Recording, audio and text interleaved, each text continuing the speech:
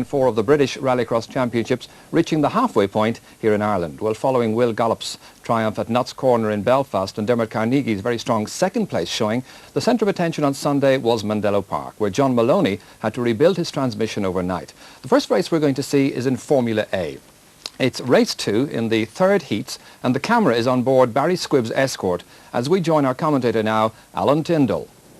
We join the Mondello action with the big bangers. Barry Squibb on the left of your screen on pole position and carrying our camera.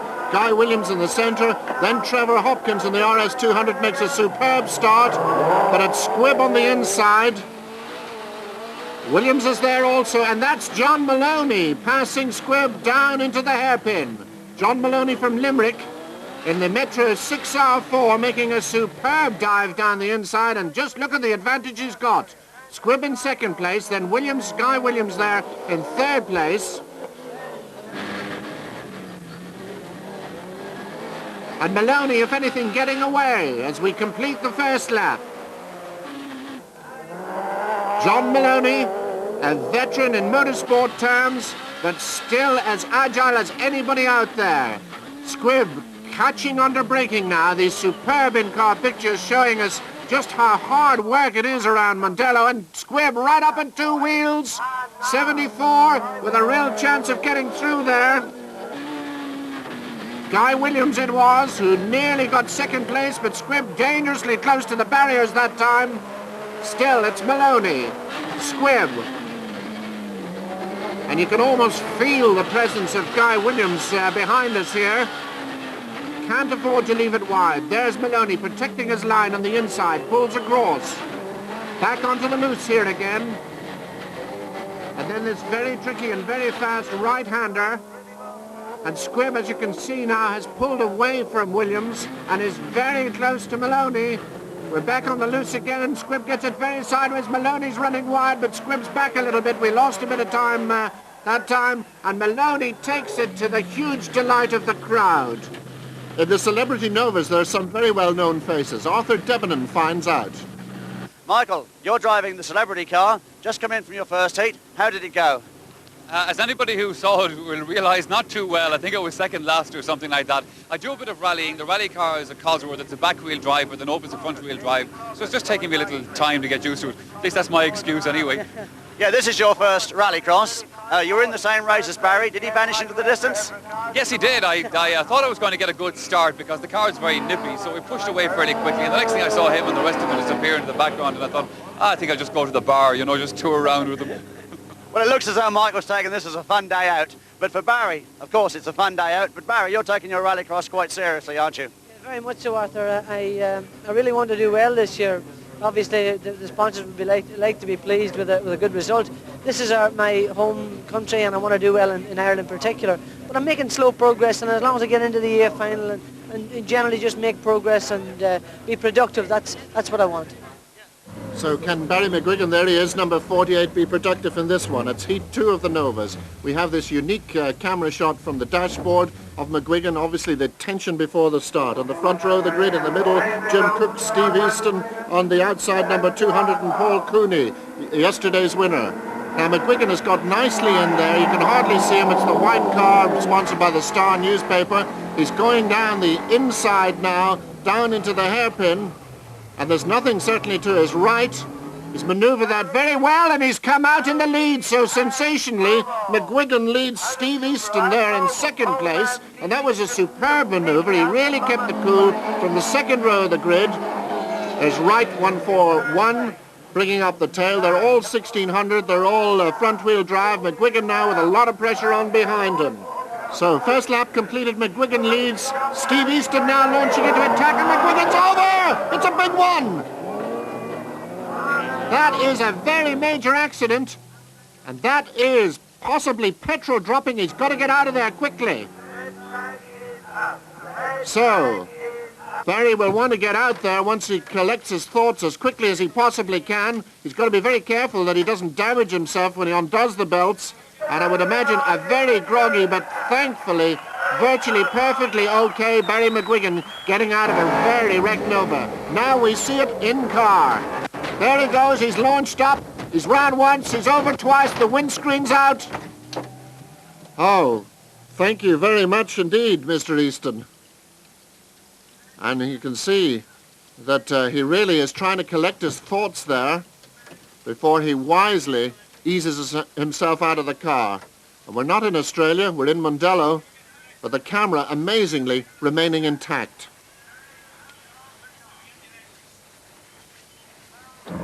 So, after that excitement, we now move on to the Formula A B final. Trevor Hopkins in pole, alongside him John Welch in the Vauxhall Extract. That's Gary Baker on the outside of the front row in the RS200. Mark Flaherty's in there also. And Robert Moffat and David Francis are the Irish interests. Moffat, there he is, coming through quite well. I think he was about fourth in that corner, but it's Hopkins who leads. Flaherty in second place. And Flaherty now takes the lead as he goes down the back straight. There's Hopkins, there's Moffat going for third. And he's got it. Robert Moffat up into third place. Mark Flaherty leads there. And that's the interesting little Mazda 323 there.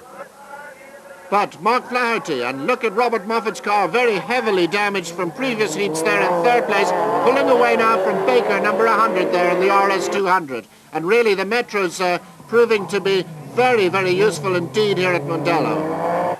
90. Number 8, Mark Flaherty, was over on the Irish trip last year when he was in Formula B and had a spectacular role at Nuts Corner. He's now moved up into the Metro, obviously got very used to the machine. But going through into second place, a beautiful manoeuvre there, Robert Moffat, with what remains of his Metro. Moffat, very experienced in rallying, but really has been only rallycrossing for about the last 3 or 4 seasons. Started in a Porsche, got this Metro last year in Clubman spec, and has upgraded it very effectively, as you can see. Now, hard luck on Trevor Hopkins. And he's really had a rough day as the car tells. Everything seems to be flapping, but obviously it's working extremely well. And he's over the tyres again. That's the second time he's done that manoeuvre. He takes the lead to the huge delight of the huge crowd here at Mondello. So, Robert Moffat, the engineer from Monaghan, whose company make the Moffat Mounties, the little forklift trucks that hitch onto the back of lorries and export them all over the world. There he is, an ingenious engineer and a very effective driver. And really, one can only assume that aerodynamics don't mean that much in these cars when you see this. There is Walsh just touring around for points. It's been a very disappointing weekend for him. He should have been very much a front runner in that extraordinarily fast Astra four-wheel drive car. But Robert Moffat, with no sponsorship, and very little bodywork.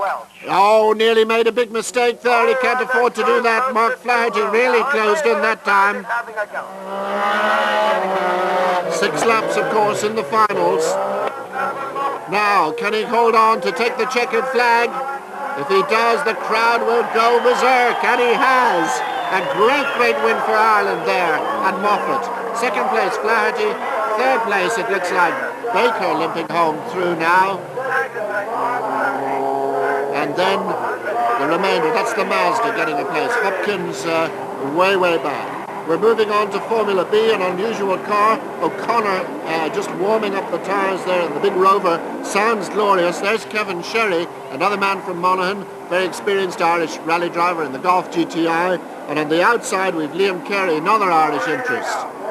Lipset making a move up the inside in the black Escort, and Sherry getting thumped by somebody and giving Carey a box there. Sherry very wide indeed, and anyone could come out of this. Coming through in the middle, George Warren, the veteran Welsh rallycross driver, a superb move. O'Connor's been boxed out. Perry, Robin Perry that is, spins right across the front of O'Connor, and this has given George Warren that very precious few seconds out front. Lipset in second place, more drama behind, but the 2 Mark II Escorts now pulling away a little. And that's, I'm afraid, the end of O'Connor and the end of the glorious sound of the V8 Rover. Lipset now really challenging the Welsh driver, the Welsh veteran. Lipset from Northern Ireland, from Fintona, comparative newcomer Barry's rather battered-looking Escort. Not really a custom shop car, as the sponsor says, but he's putting certainly the pressure on this amazing man, George Warren. George would be well into his 50s. He was one of the first drivers to come to Ireland on a regular basis and really show us what top rallycross was all about.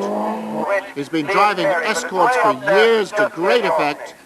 Very experienced in the European rallycross set, and there he is. He's an undertaker, bus driver by trade from Meath in Wales, and Lipset now getting closer this time. But Warren is not the type to be pressurized. He takes a very nice win. Sherry was third and Kerry fourth. Now we come to the climax, or one of the climaxes of the day, the A final for Formula A, the big bangers. And look at all those metros. Bigger staffs there, Maloney's there, Carnegie's on the front row of the grid. Again, we've got the camera in Barry Squibb's car, and Will Gollop on pole position in the bi-turbo. Squibb making a good start, Carnegie there in second place, and that was Pat Doran doing all that damage in the RS200. And it's really very hard to decipher exactly what happened there. But one thing is for sure, that the favourite is out. Will Gollop stranded in the middle of the course. Surely they'll have to stop this race. This could, in fact, be rather beneficial to Gollop if they do, because he's certainly out of the action at the moment. Here we see it again from inside, and it was Doran who came charging through, causing all that mayhem. And it's quite amazing that so many cars have actually survived. Squibb taking to the grass to get going again. We see either Williams or Flaherty there ahead of him, and there's the culprit, Dick Dastardly, with very little bodywork in the right place there in the RS200. You see Moffat was still in it, Carnegie still in it. There is Williams, number 74, Guy Williams in a very damaged car, and they're stopping the race. So the A final will be rerun later on in the day. And that big question mark will be, will Gollop be able to take part in that? Because he's come here to consolidate his position in the British Championship, and of course he desperately needs those points. Barry Squibb's car, front suspension look a little bit adrift there. You can see the bit of tape on the steering wheel. Believe it or not, that is to tell the drivers when they're pointing in a straight direction. And I think it's a pretty disgruntled Barry Squibb getting out of that car. He's looking for somebody. Yes, it's Doran that he's not a bit pleased with. And indeed, Doran now must go in front of the stewards to see if he'll be allowed rerun or restart. Another A final for Formula B cars. Tony Bardi in the middle of the front row. There's his arch rival Roger Newbold. Tony Proctor bringing the Sierra in there into the second row of the grid, not a Cosworth. And Mike Mantle it is on the left on pole position, but Newbold makes a superb start. Proctor going through in the middle. Bardi rather tawdry off the start, but gets round the outside, a very good manoeuvre. Now, what'll happen down into the hairpin? It's Bardi in second place, Newbold leads. And Beveridge it is who's come up into third place, but Bardi really pressuring now. We've got an intriguing situation. Just as we saw yesterday at Nuts Corner, the rear-wheel drive Renault 5 and the front-wheel drive Vauxhall Astra with the 16-valve engine. There's Beveridge in third place, Proctor pressurizing him in fourth place. Proctor trying round the outside, locking up the brakes as he went in there, number 4. And then Mantle in behind him. But all eyes up front. Roger Newbold, a very cool customer indeed, a very quiet man to talk to. And there's Tony Bardi, who has really come up through the ranks of Rallycross with success all the way. He now has work support from Vauxhall. They're sensational cars, these front-wheel drive Astras. Same engine is used in the new Opel Lotus Challenge that we'll be seeing as one of the highlights of the racing season here at Mondello. And Bardi really having a look down the inside there, but just wasn't quite close enough. Newbold is under immense pressure. The slightest mistake and Bardi will slip through. Now Bardi trying to line himself up on the inside. Maybe he can put a bit of pressure on Newbold as he comes out on the straight. Indeed he has. Bardi alongside. He could have it down into Telecom this time. He's desperately late on the brakes, and that was a beautiful maneuver. Now, are we going to say bye-bye Bardi? Because Newbold, and that's Proctor going round. He's dropped out of third or fourth place. So Proctor, very dramatic as always. Again, quite a veteran in Rallycross, and as we suspected, Newbold now being dropped a bit by Bardi. Beveridge is in third place. Mantle in his new car that only ran for the first time yesterday in fourth place. He will be a bit annoyed at himself for getting that bad start off the line when he was in pole position. But Tony Bardi, really a superb driver, takes every advantage, worries his opponents into mistakes, and that's just exactly what he's done. You see what we call understeer there, as the front-wheel drive cars, quite difficult to turn in, but the development that's gone into front-wheel drive, we're looking at, I don't know, must be nearly possibly up to 200, over 200 brake horsepower almost in this car. But Bardi takes the checkered flag, reversing the order from yesterday. Newbold is second, Beveridge is third, and here's George Warren and Proctor round again. And this time, I'm afraid, terminally.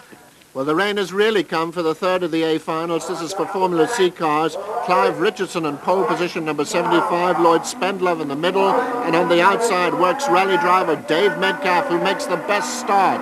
Metcalf on the outside, trying to get across them all, and indeed I think he has. Spendlove is well positioned, somebody going very wide on the grass, and it's Lloyd Spendlove from Delgany who takes the lead going down into the hairpin. In second place, Clive Richardson. Dave Metcalf really missed out a bit. Ian Sandwich is in the Mini. They're in third place. How nice to see a Mini still competitive. But Lloyd Spendlove covering himself in glory at the moment amongst all this English opposition. And the Metro really using the damp conditions to his advantage. But Clive Richardson is definitely the danger man. He dominated this class yesterday, and he's certainly pulling away from the others and probably now closing in on Lloyd Spendlove. Second lap down into the hairpin then.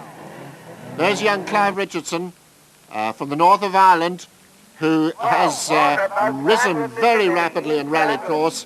He's an excellent driver. It's a very fast little car, but at the moment it's Lloyd Spendlove doing all, and there's Sandwich being challenged by Metcalf down the inside. Metcalf goes up into third. And then a great battle, including the Lada Samara there in the background. All eyes in front, and Spendlove still withholding this challenge from the Novas. Understeering Nova, and Spendlove made a big mistake there. He's lost out, and even bigger trouble indeed for the little Citroen there of Peter Dawkin. He's not going to go much further, so it's Richardson in the lead. Now, can Spendlove do anything about this? Can he fight back? He's certainly trying very hard at the moment. Dave Metcalf, if anything, closing in on these two.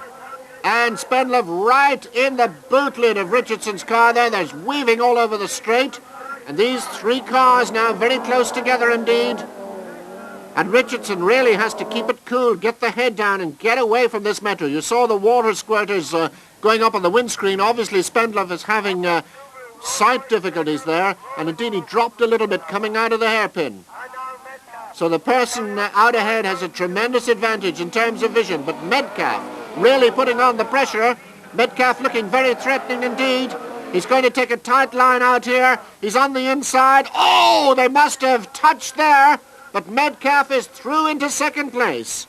So Spendlove, sadly, moving down the order. You can see quite a dent on the back of Richardson's car there. And that's Skirmer's little 205. And that's in a very nasty position. That's on the Dunlop straight. And surely he's not going to abandon it there. Richardson, meanwhile, halfway round the lap, and if that car is right on the racing line, that could be very nasty indeed. Skirmer very wisely abandoning his vehicle. Now he has the heartbreaking view as the leaders come up. They're going to be well clear of him. So Richardson takes his second A final of the weekend. It's Metcalf in second place. And then Ian Sandwich in third, Lloyd Spendlove fourth, and Dave Pritchard fifth. And Skirmer, a much relieved man. So this is the rerun of the A final. A fortunate Gollop to be on the grid. We do not have the RS200 of Doran that caused all the problem. Carnegie making the best start for Ireland. Maloney looked like he's coming through too. Gollop on the inside.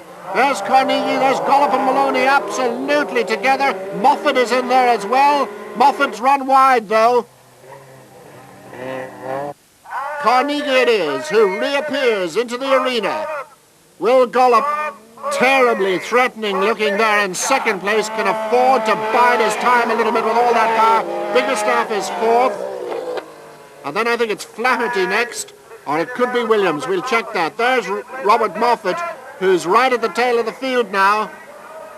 But Carnegie leading for Ireland. Will Gollop in second place. John Maloney for Ireland in third place. The Limerick man.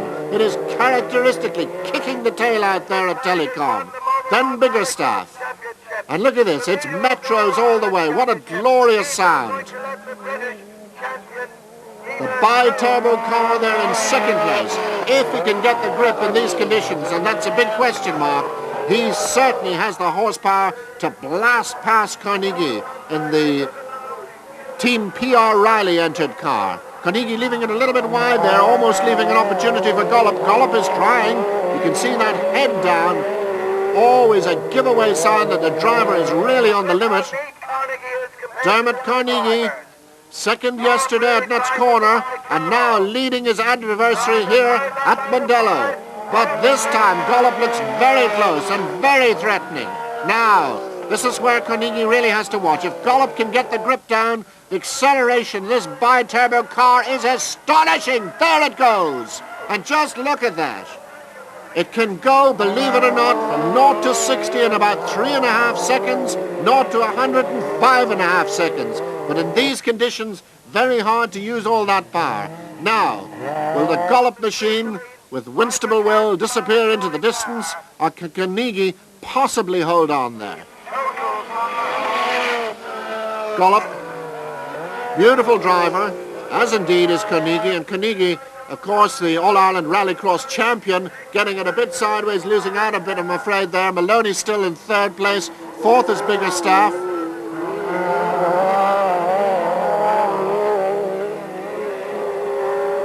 And there, nice back view as Gollop gallops away into the distance now, as expected. Of course, very much a front runner in the European Championship. He'll be back here at Mondello in May, up against all the Scandinavians. There's John Maloney, car resprayed in the light green colours this year, easier to spot. Carnegie again as the Metros waltz out onto the straight, but it's Gollop, Carnegie, Maloney, Biggerstaff, so a very good result indeed there for Ireland in the A final when it was finally run. Now, we have the Nova A final, and on pole position, Rob Coates, we just saw him, Steve Easton, Bert Greenaway makes the best start. Greenaway, a beautiful start, and Susie B is in there in third place. I think it's Nick Jones into second at the moment. All identical, and Jones is doing all kinds of antics there on the outside. But it's Bert Greenaway. Susie B, the air hostess, who is in her second year of Nova racing, going very strongly indeed. There's Lawson right at the back of the field. We saw him winning one of the heats earlier. Nick Jones again, very wide indeed. But Greenaway very much in command, but being challenged now by Susie B in the Texaco car. And this one-make class of Rallycross was introduced very successfully indeed by Vauxhall last year. These, of course, is what we would call Corsas, Opel Corsas in this country. 1600cc engine. Real little giant killers, these motor cars.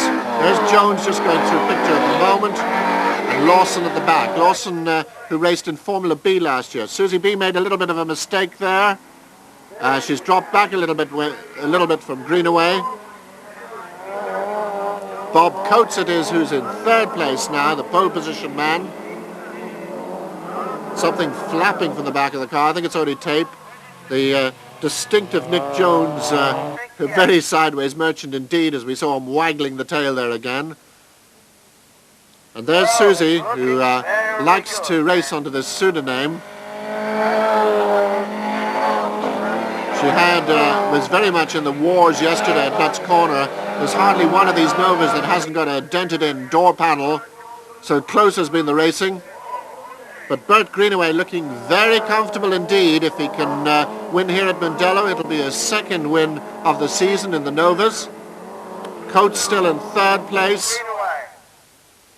And I think it's Easton up into fourth place now, and then Nick Jones and Cook. Greenaway really sawing at the wheel, the understeering Susie B going through there. And she has covered herself in glory here this afternoon, really sticking very well with the leader. So Greenaway takes the checkered flag, an excellent win. Susie B second, Coates third, Easton fourth, Jones fifth, and Cook in sixth place. So just one great excitement to come, and that's the super final. And there is the bi-turbo on pole position. Amazingly, Tony Bardi also in this race on the front row. So it just shows how quickly some of those B final cars, or those Formula B cars were going, but there's no combating the power of the Metros. And that looked awfully like a big mistake by Carnegie. We see it from a different angle.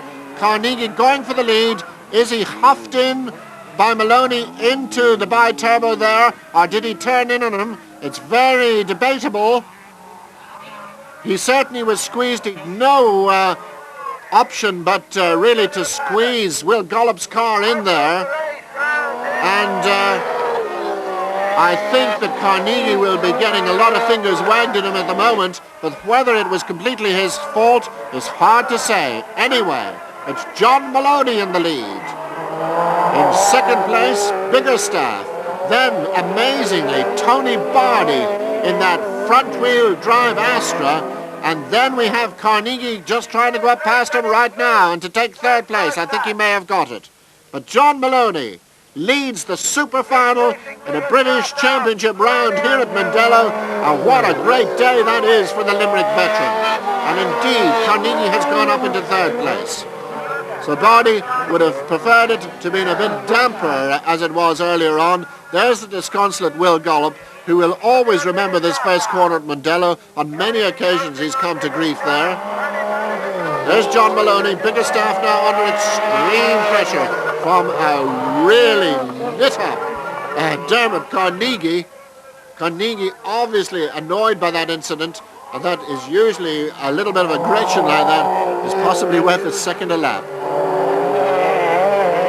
Biggerstaff has not really had a great weekend's rallycross. We would have expected him to be a little bit more competitive, but this is good consolation now to be lying second in, or is he still second? I think he is. We just saw a flash in the background in the super final. And there's been contact there. More shreddings of Metros being offered up. So Carnegie and Dennis Biggerstaff in mortal battle there for second place, but it's Maloney who takes the super final to the huge delight of the crowd. Biggerstaff gets second, Carnegie third, and what a forerunner to the European Rallycross action, which will return to Mondello in June. Rallycross champion.